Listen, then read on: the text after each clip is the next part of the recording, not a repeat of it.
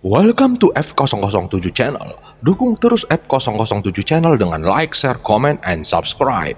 Melanjutkan cerita berikutnya dari Battle Through the Heavens.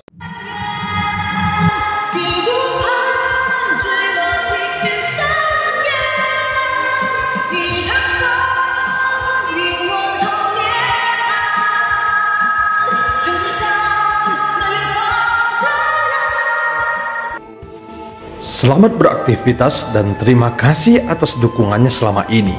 Semoga semua sobat F007 selalu diberikan kesehatan dan rezeki yang berlimpah. Amin ya robbal alamin.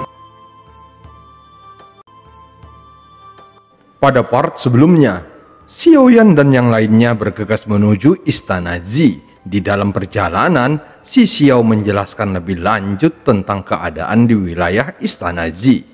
Setelah menyadari mereka tidak bisa terbang lebih tinggi dan harus melalui kabut beracun, Xiaoyan memutuskan untuk membuat pil detoksifikasi terlebih dahulu. Setelah berhasil menyelesaikannya, tiba-tiba suara Zantua muncul di benaknya dan memintanya memasuki pagoda emas. Lantai ke-14.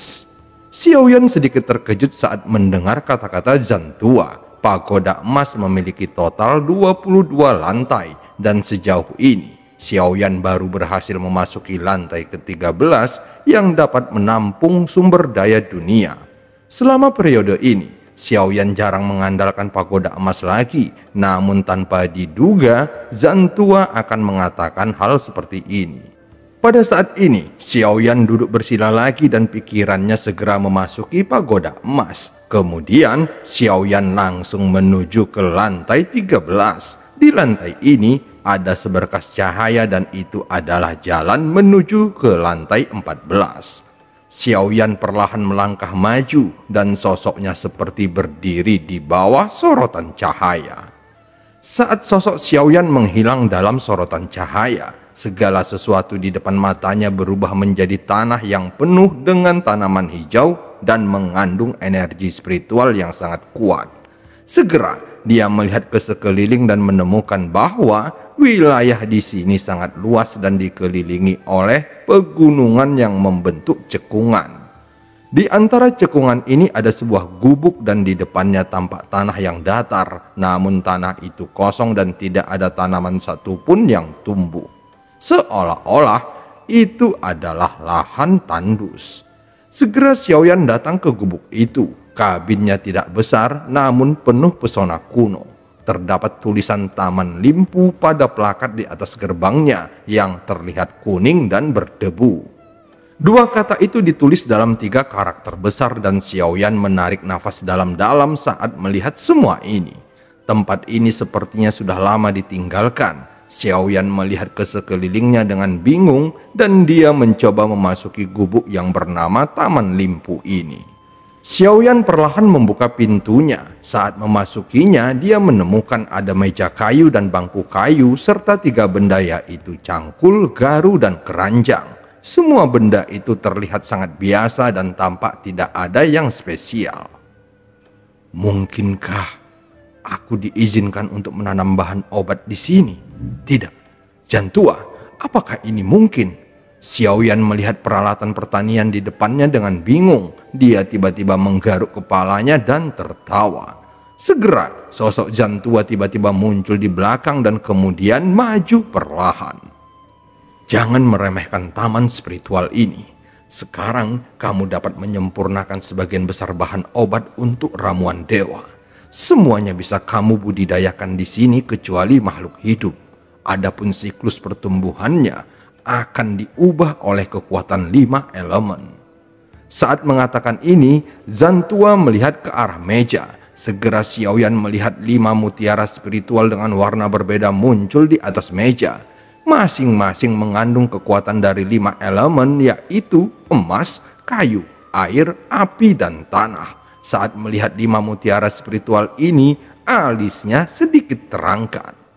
Cobalah tuangkan kekuatan apimu ke dalam mutiara spiritual api, kata Zantua. Saat mendengar kata-katanya, Xiaoyan mengangguk lalu mengangkat telapak tangannya dan mengalirkannya. Saat berikutnya, mutiara spiritual api menyala merah, kemudian dalam sekejap, api diserap dengan gila-gilaan oleh mutiara spiritual api.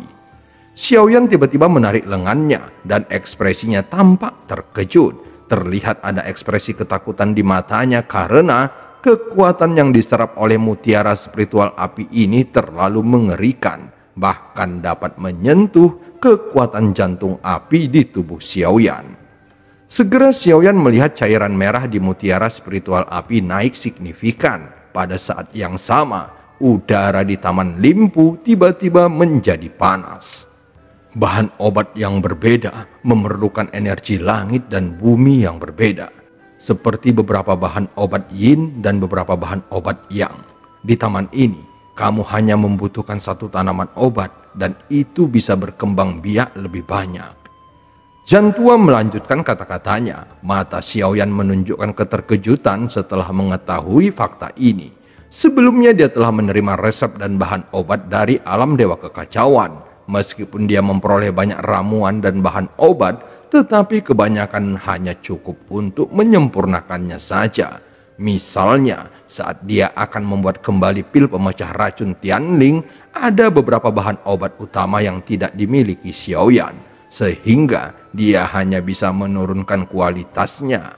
Namun sekarang, dia dapat membudidayakan bahan obat di lantai ke-14, sehingga hal ini memungkinkannya untuk membuat obat mujarab dengan kualitas terbaik. Dengan cara ini, dia juga akan menghasilkan efek obat yang tidak terduga. Kualitas luar biasa. Jika begitu, obat mujarab yang dimurnikan akan ditingkatkan ke beberapa level. Desis Xiaoyan dengan dingin.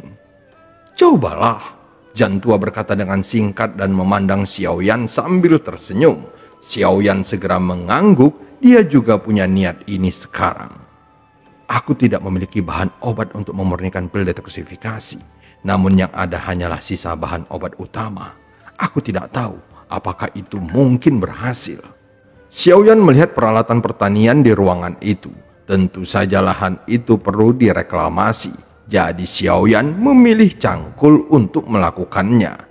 Saat Xiaoyan mengambil cangkul, lapisan debu di atasnya segera menghilang dan menyebar sehingga mengungkapkan bahwa penampakan sebenarnya dari cangkul ini benar-benar hitam. Saat Xiaoyan memegangnya di tangannya, dia merasa itu bukanlah alat pertanian biasa, melainkan itu jelas merupakan senjata yang ampuh. Bahkan saat Xiaoyan memegangnya di tangannya, ada perasaan yang berat. Dia merasakan berat benda ini bahkan melebihi penguasa berat Suan miliknya. Bisa dikatakan bahwa cangkul ini sangat istimewa yang membuat Xiaoyan menjadi takjub. Segera dia keluar dari gubuk sambil membawa cangkul. Di depannya hanya ada sebidang tanah hitam. Dia melihat ke sekeliling dan mendapati bahwa warna tanah di sini sebenarnya berbeda-beda. Segera Xiaoyan mengambil salah satu cabang yang patah dari dalam cincin penyimpanannya. Mari kita coba King Xuan Niman Loji ini. Xiaoyan bergumam pelan sambil menuju ke tanah hitam di depannya. Lahan ini sudah lama tidak digunakan sehingga tanahnya sudah mengeras sepenuhnya. Sekarang Xiaoyan berdiri di atas tanah hitam dan dia segera mencangkul tanah hitam di depannya. Dia terus menggali tanah hitam ini dan menemukan bahwa kekerasan tanah hitam ini benar-benar melebihi imajinasinya. Meskipun dimungkinkan untuk menggali lebih dalam, tetapi itu akan menghabiskan banyak energinya. Bukanlah tugas yang mudah baginya untuk mengayunkan cangkul 10 kali secara beruntun. Saat ini dia merasakan kelelahan. Sementara itu tubuh utama Xiaoyan di dalam goa juga telah menghilang. Sehingga dapat disimpulkan bahwa yang memegang cangkul saat ini adalah tubuh aslinya.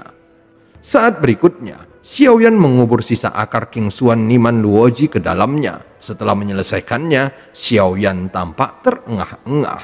Qi dan darah di tubuhnya melonjak. Hal itu benar-benar memberikannya perasaan hangat, seperti baru selesai bertarung dalam pertarungan yang sengit.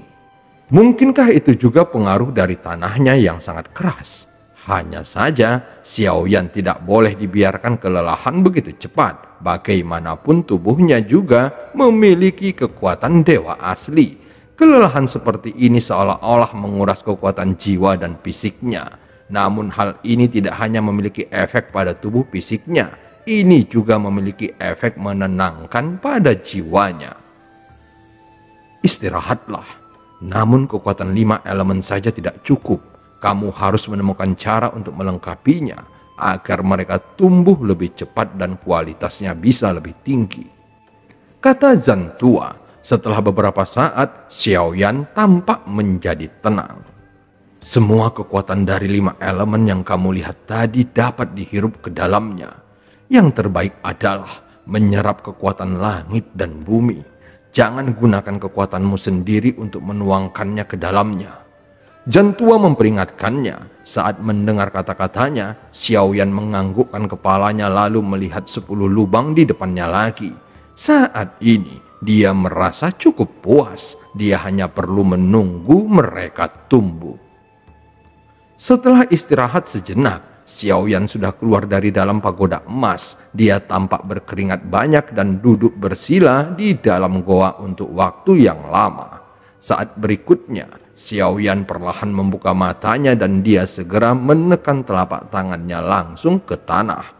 Energi atribut bumi terus mengalir di sepanjang alis Xiaoyan, tetapi setelah beberapa tarikan nafas, jumlahnya sangat sedikit dan itu terlalu tandus.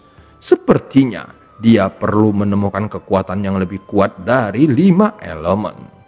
Segera Xiaoyan berdiri. Setidaknya sudah ada cara baginya untuk mengatasi masalah tidak adanya pil detoksifikasi tingkat dewa. Sekarang dia memiliki beberapa pil penawar racun di tangannya.